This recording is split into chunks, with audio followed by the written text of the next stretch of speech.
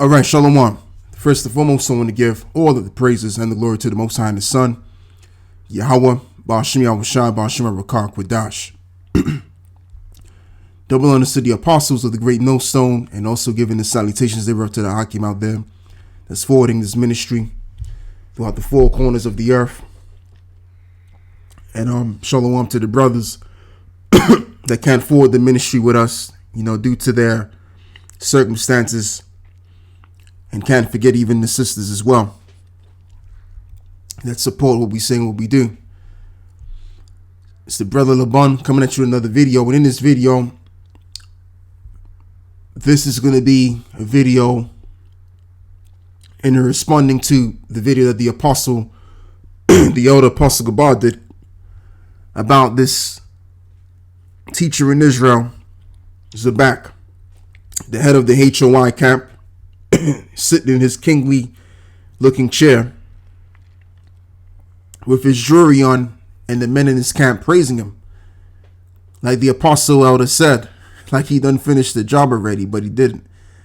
And what we have to do, man, is we have to look at the example of our faith, and as well as the gospel is Yahawashi. And Yahawashi, as I'm going to now entitle the video, even Yahawashi was obedient unto death and then received the glory. Okay, like I said, this video that I'm doing is inspired by this video that the elder apostle Gabar did, which this is the video here, called "We Ought Not to Think of Ourselves More Highly Than We Ought to Think." And if you haven't checked the video out, I suggest you check it out. Good video as usual. The elder always does a good video, the elder apostle, that is. All right, so I want to begin by reading Philippians chapter 2, verse 1. Now, I could begin by reading verse 8, but there's a reason why I'm doing this. Verse 1, so it says, "If there be therefore any consolation in the Mashiach, if any comfort of love, if any fellowship of the Spirit, if any bowels and mercies, fulfill ye my joy, that ye be like-minded, having the same love, being of one accord, of one mind. Let nothing be done through strife or vainglory, but in lowliness of mind, let each esteem other better than themselves. Look not every man on his own things, but every man also on the things of others. Let this mind be in you, which was also in your Mashiach Yahawashi," which includes being lowly of mind and not looking for vainglory, as what Zabak has done, sitting in that chair and got the men among them praising him. All right, like he did the job, and the job hasn't been done. And the scripture comes to mind, which is in the book of Isaiah, where it says, or it reads, "Give no peace unto the Lord until he make Jerusalem a praise on the earth." So what does that include? Meaning we have to do the work in going out in the highways, and as well as, or even in the indoors, to bring out this word. So that's how we're not giving no peace unto the Heavenly Father. Okay, by simply doing the work, pretty much. And then once the work is done, then Jerusalem will be appraised on the face of the earth. But that hasn't happened yet. So that means we still have work to do. All right, there's no time for sitting on some kingly looking chair. I wouldn't call it a throne, because a throne has a particular look to it, and as well as being praised. No, we haven't got to that point yet. So anyway, let's continue to read on. So it reads, let me read verse 5 again. "Let this mind be in you, which was also in your Mashiach Yahawashi, who being in the form of the Most High, thought it not robbery to be equal with the Most High." Salakia. Verse 7, "But made himself of no reputation, and took upon him the form of a servant, and was made in the likeness of men. And being found in a fashion as a man, he humbled himself and became obedient unto death, even the death of the cross. Wherefore the Most High hath highly exalted him and given him a name which is above every name."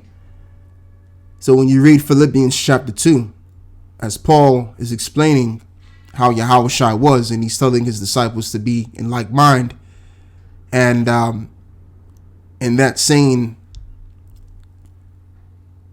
Paul was basically showing his disciples, and as well as even us as we read, that this is the roadmap to glory. Doing the work first in a lowly state of mind. As Yahawashi even said it himself, he said, he that exalteth himself shall be abased, and he that is abased shall be exalted. So right now you want to be on the low. You don't want to be on the high, man. This is uncalled for. This is just not convenient.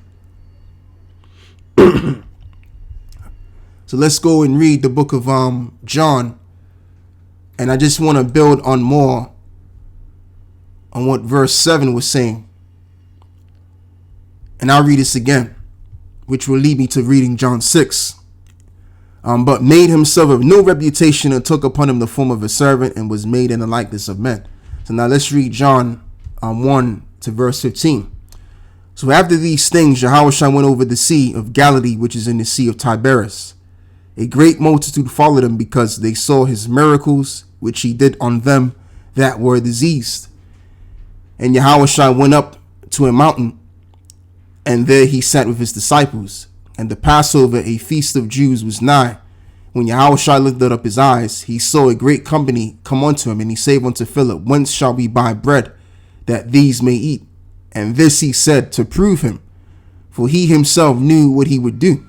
Philip answered him, 200 penny worth of bread is not sufficient for them, that every one of them may take a little.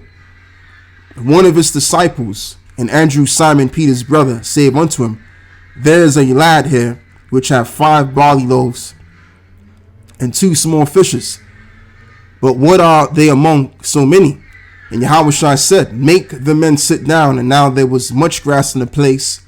So the men sat down, in number about 5,000. And Yahawashi took the loaves, and when he had given thanks, he distributed to the disciples, and the disciples to them that were set down, and likewise of the fishes as much as they would. And when they were filled, he said unto his disciples, Gather up the fragments that remain, that nothing be lost. And therefore they gathered them together, and filled 12 baskets with the fragments of the 5 barley loaves, which remained over and above unto them that had eaten. And those men, when they had seen the miracle that Yahawashi did, he said, This is of a truth, that the prophet should come into the world. So after he done the miracle with the loaves and the fishes, and as well as healing them, they wanted them to become the king at the time. So let's read verse 15, right? As it elaborates, when Yahawashi therefore perceives that they would come and take him by force to make him a king, he departed again into a mountain himself alone. And when even was now come, his disciples went down unto the sea. So Yahawashi wasn't looking for glory, even though he did the miracles, which was worthy of the glory, but it wasn't his time to be glorified yet. And he knew this. That's why he departed, as it reads, again into the mountain, himself alone. He wanted to get away from what he perceived by the people, that they would take him by force and make him to become king. So again, going back to Philippians chapter 2, verse 7, but made himself of no reputation, and took upon him the form of a servant, and was made in the likeness of men. Like, for example, when he washed the feet of one of his disciples, that was him declaring that he was a servant like the rest of his disciples were. Even though he was the head guy, or he was the main character among the disciples, he took himself, as it reads, upon a form of a servant. So that's the example that we're supposed to follow. Being at Yahawashi, this is his gospel, which is what we have in our hands today, and that we believe upon. And if we believe upon this gospel, we're supposed to be looking at the example, the author and the finisher of our faith. And what mentality did he undertake? He was a servant. He wasn't looking for no reputation, because he knew that it wasn't no time for him to be glorified in the time that he was involved in until after the death of the cross. So when our work is done, then we can receive the glory. But work has not been done yet.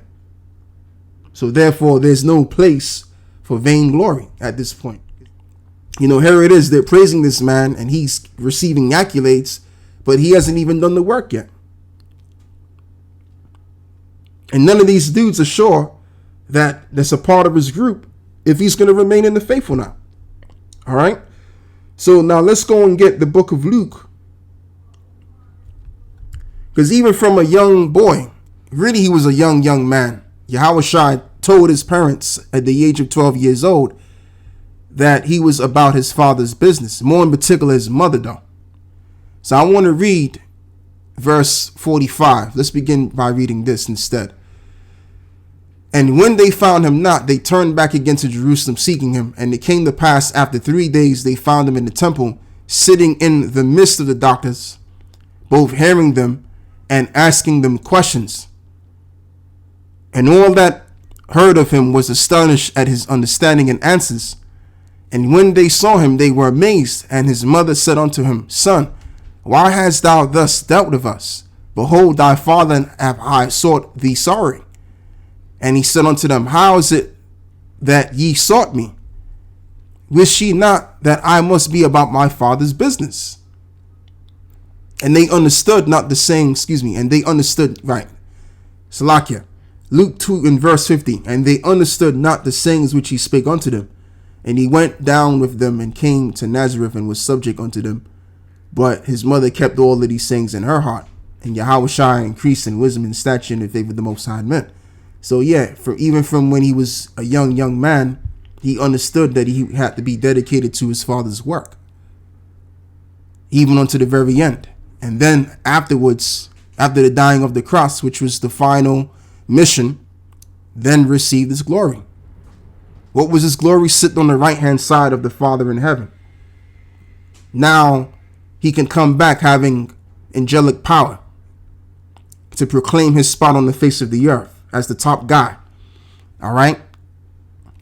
Which he is the top guy even in the spiritual realm. Because see, the kingdom of heaven is going to be in direct reflection to the spiritual realm. Like it reads in the book of Matthew 6. Let your will be done as it is in heaven down here on earth. I'm roughly paraphrasing. All right. So let's move forward and read the book of Isaiah 28, verse 4.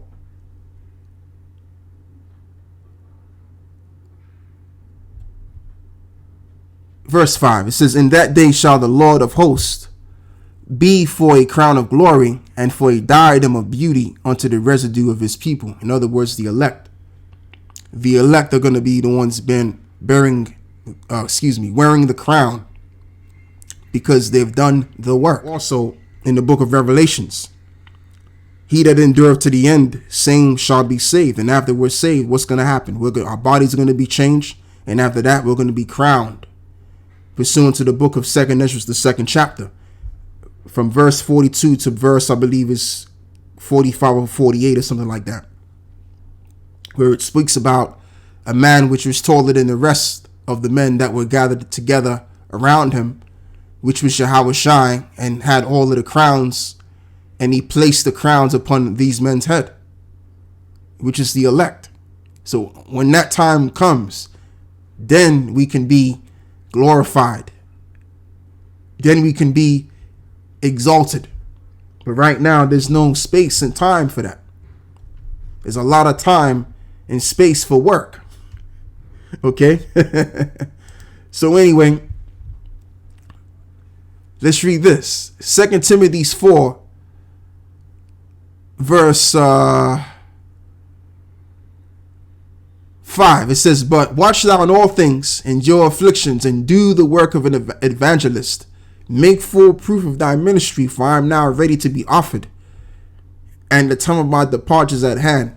He's not talking about being in an airport and ready to depart on a plane. Like when you go in it, when you're actually inside of an airport, you're able to actually see the time when your plane departs. You may be sitting, probably eating a little bit of popcorn or something, or you might be reading a magazine because you're waiting for your plane to come. But as well as you know what time your plane comes, you also know what time your plane is going to depart from. All right? He wasn't talking about that. What Paul was basically talking about was the fact that he was going to have to perish. He was going to die. Okay? And the way that the Apostle Paul died, he got his head chopped off. He got beheaded. When you go into the history, he was under this underground area. And this underground area that he was involved in, there was a prison, which was surrounded by the sewage system. I mean, he wasn't covered in the sewage system, but I'm just saying that the place that he was in, the place that he was in prison of, was surrounded in sewage. So it was cold and it must have stunk while he was in there. So he was down there for a certain amount of time, and then they told him to come up out of there for the death penalty. And he got beheaded afterwards. So let's read verse 8. So it says, henceforth there is laid up for me a crown of righteousness, which the Lord, the righteous judge, shall give me at that day, and not to me only, but unto all them also that love his appearing. You see? So there you go. So Paul knew that he was going to receive the glory, but what he didn't know is that he would have to come back again and teach all over again. That's what he didn't realize. But he was correct, because eventually your works do follow, as what's written in the scriptures, that the prophets, their labors would follow them, would follow after them. Okay, but this would be the case after he finished his course. So that's all I have to say. I want to give all of the praises and the glory to the Most High and the Son, Yahweh, Ba'ashim Yahawashi, Ba'ashim Arukah Kwadash. And with that I say, Shalom.